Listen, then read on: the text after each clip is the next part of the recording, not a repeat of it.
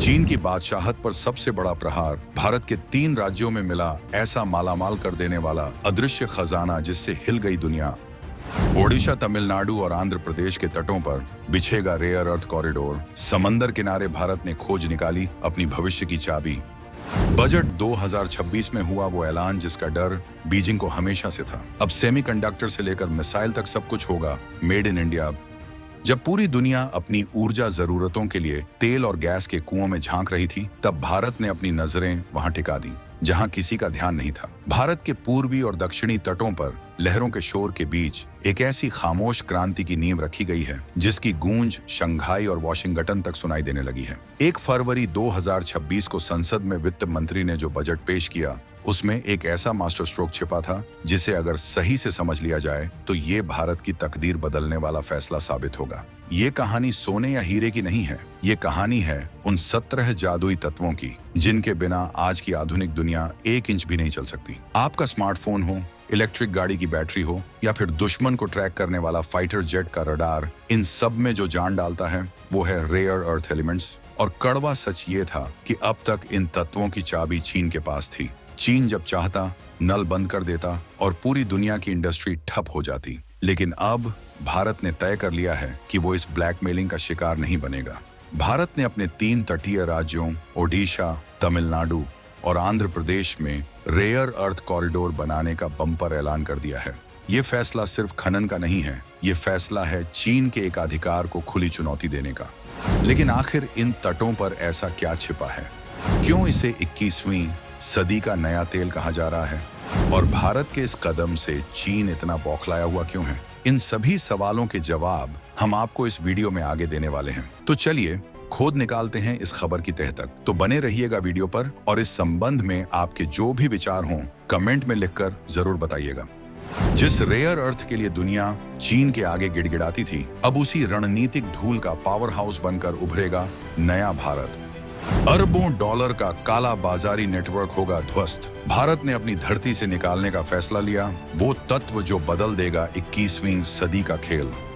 दोस्तों, सबसे पहले इस गेम चेंजर फैसले की गंभीरता को समझिए। बजट 2026 से 27 में भारत सरकार ने साफ कर दिया है कि अब हम रणनीतिक खनिजों के लिए किसी विदेशी ताकत के भरोसे नहीं बैठेंगे। वित्त मंत्री निर्मला सीतारमण ने संसद में घोषणा की है कि ओडिशा, तमिलनाडु और आंध्र प्रदेश में विशेष रेयर अर्थ कॉरिडोर्स स्थापित किए जाएंगे। अब आप पूछेंगे कि ये कॉरिडोर क्या भला है? आसान भाषा में समझिए, ये वो विशेष जोन होंगे जहां सरकार वैज्ञानिकों और इंडस्ट्री को एक साथ लाएगी ताकि समुद्र की रेत में छिपे मोनाजाइट और अन्य दुर्लभ खनिजों को निकाला जा सके और उन्हें प्रोसेस किया जा सके। अब तक होता ये था कि हमारे पास भंडार तो था, दुनिया का 5वां सबसे बड़ी भंडार, लेकिन हम उसे निकाल नहीं रहे थे। हम अपनी ही दौलत पर बैठकर चीन से सामान खरीद रहे थे। लेकिन अब नींद टूट चुकी है। ये कॉरिडोर सिर्फ खदानें नहीं होंगी, बल्कि ये एक पूरा इकोसिस्टम होगा जहां खनन से लेकर प्रोसेसिंग और फाइनल प्रोडक्ट बनाने तक का काम होगा। इसका सीधा मतलब है कि भारत अब सप्लाई चेन की उस कड़ी को अपने हाथ में ले रहा है जिसे अपस्ट्रीम कहते हैं।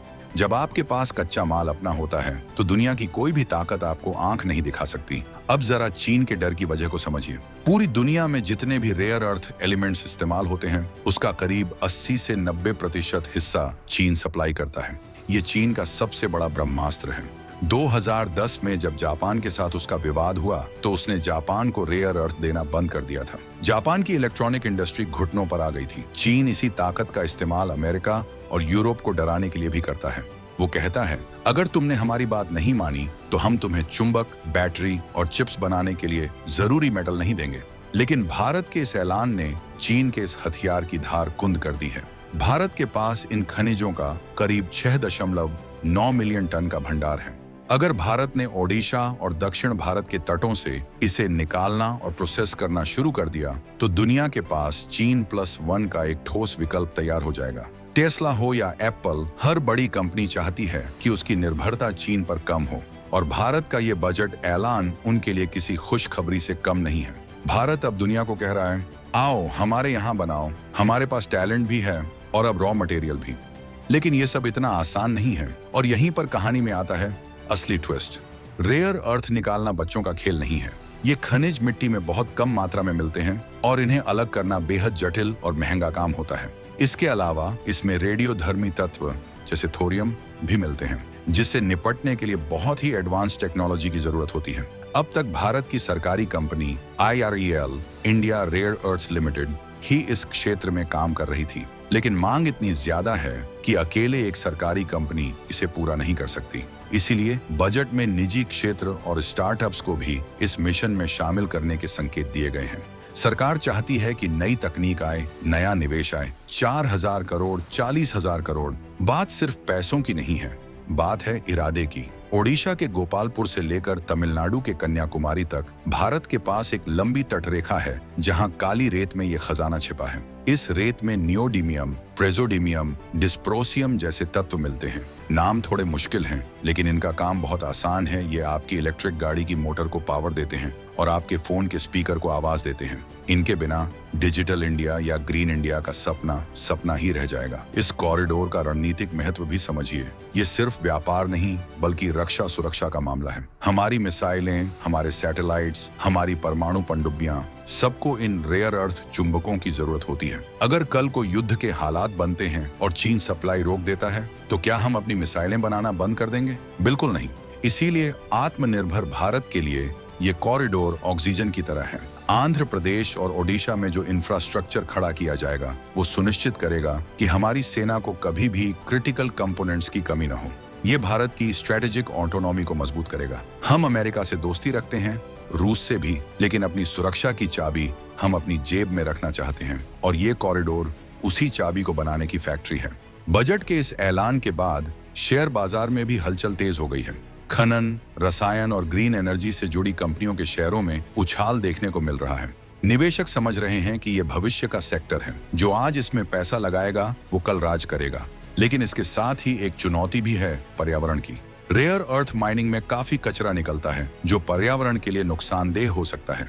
चीन ने अपने पर्यावरण को बर्बाद करके ये बादशाहत हासिल की है, लेकिन भारत का रास्ता अलग है। हम सस्टेनेबल माइनिंग पर फोकस कर रहे हैं, इसीलिए सरकार इसमें समय ले रही थी। अब हमारे पास वो तकनीकें आ रही हैं जिससे हम पर्यावरण को नुकसान पहुंचाए बिना ये खजाना निकाल सकते हैं। ये भारत को नैतिक रूप से भी चीन से ऊपर खड़ा करता है। पश्चिमी देश भारत से रेयर अर्थ खरीदना ज्यादा पसंद करेंगे, क्योंकि उन्हें पता होगा कि ये क्लीन तरीके से निकाला गया है, न कि किसी अवैध या प्रदूषण फैलाने वाली खदान से। अब सवाल उठता है कि ओडिशा, तमिलनाडु और आंध्र प्रदेश ही क्यों?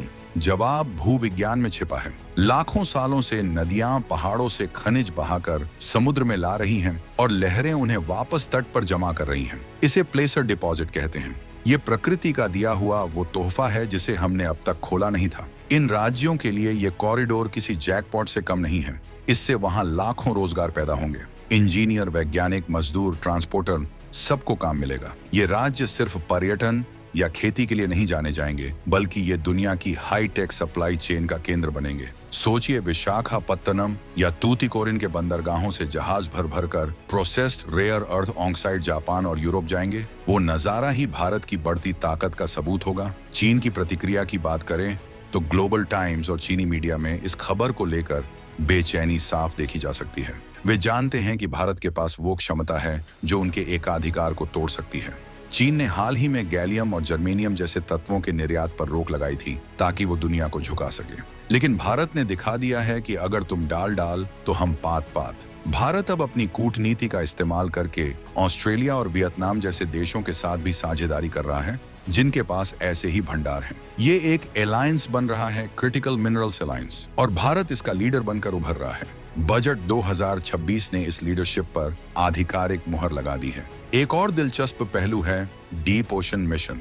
भारत सिर्फ तटों तक सीमित नहीं है, हम समुद्र की गहराइयों में भी उतरने की तैयारी कर रहे हैं। वहां पॉलीमेटालिक नोड्यूल्स हैं, जिनमें कोबाल्ट, निकेल और कॉपर के साथ साथ रेयर अर्थ भी मिलते हैं। ये कॉरिडोर्स भविष्य में उस डीप सी माइनिंग का बेस भी बन सकते हैं, यानी जमीन से लेकर समुद्र के तल तक भारत अपने संसाधनों का पाई वसूलने के लिए तैयार है। ये वो विजन है जो 2047 के विकसित भारत की नींव रखेगा। जब 2047 में हम आजादी के 100 साल मनाएंगे, तब हम ऊर्जा और तकनीक के लिए किसी के मोहताज नहीं होंगे। और उसकी शुरुआत आज इस बजट 2026 से हो चुकी है। लेकिन दोस्तों, हमें अति उत्साही होने से भी बचना होगा। घोषणा करना एक बात है और उसे जमीन पर उतारना दूसरी। भारत में अक्सर प्रोजेक्ट्स लाल फीताशाही और जमीन अधिग्रहण के विवादों में फंस जाते हैं। रेयर अर्थ कॉरिडोर के लिए बड़े पैमाने पर जमीन और क्लियरेंस की जरूरत होगी। क्या राज्य सरकारें और केंद्र सरकार मिलकर इतनी तेजी से काम कर पाएंगी जितनी जरूरत है? चीन की रफ्तार बहुत तेज है, वो महीनों में फैक्ट्री खड़ी कर देता है। हमें भी उसी वार फुटिंग पर काम करना होगा। अगर हम फाइलों में उलझ गए तो ये मौका हाथ से निकल जाएगा। इसीलिए बजट में ईज ऑफ डूइंग बिजनेस पर भी जोर दिया गया है। उम्मीद है कि इस बार सरकार कोई ढिलाई नहीं बरतेगी, क्योंकि दांव पर सिर्फ पैसा नहीं बल्कि भारत की साख लगी है। इस पूरी कवायद का अंतिम लक्ष्य है भारत को ग्लोबल मैन्युफैक्चरिंग हब बनाना। जब हमारे पास अपनी चिप होगी, अपना लिथियम होगा और अपना रेयर अर्थ होगा, तो दुनिया की हर कंपनी को भारत आना ही पड़ेगा। मेक इन इंडिया सिर्फ नारा नहीं रहेगा, वो मजबूरी बन जाएगा। आज जो मोबाइल फोन हम 20,000 में खरीदते हैं, जब उसका सारा कच्चा माल भारत में निकलेगा तो हो सकता है वही फोन हमें 12 से 15,000 में मिले। ये सीधा फायदा आपकी और हमारी जेब को होगा। महंगाई कम होगी, नौकरियां बढ़ेंगी और देश का पैसा देश में रहेगा।